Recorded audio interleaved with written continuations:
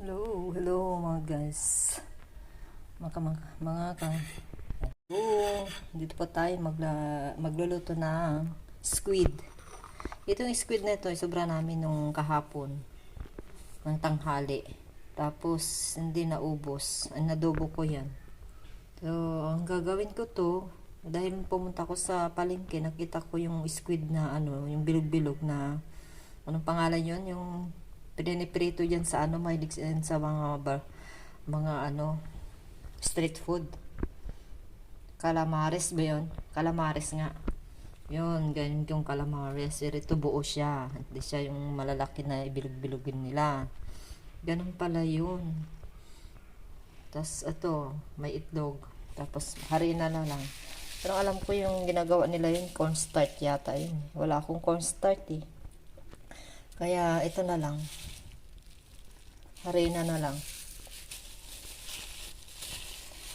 So, gawa tayo ng calamares. Ipiprito natin. Sarap. So, kukunin ko yung buo-buo yan. Ipiprito ko. Ayan.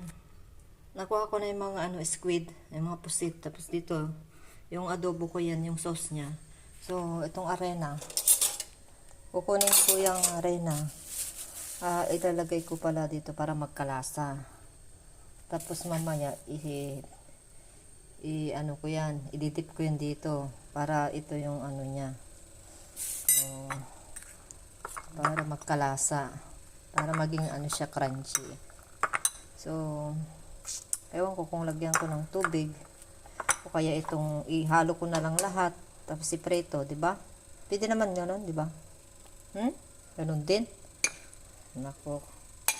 Okay lang, bahala na kayo kung ididip nyo. Ako pinaghalo-halo ko na para ayaw ko kasi lagyan ng tubig kasi pag magtubig yan, matagal pa lutuin tas wala nang lasa. Kaya pinangtubig ko na lang yung itlog. Ganyan, tas ipiprito na lang ganito. Pa isa-isa, 'di ba? 'Di ba? Okay na guys, ipiprito na natin. Magpainit na tayo ng palayok na may mantika.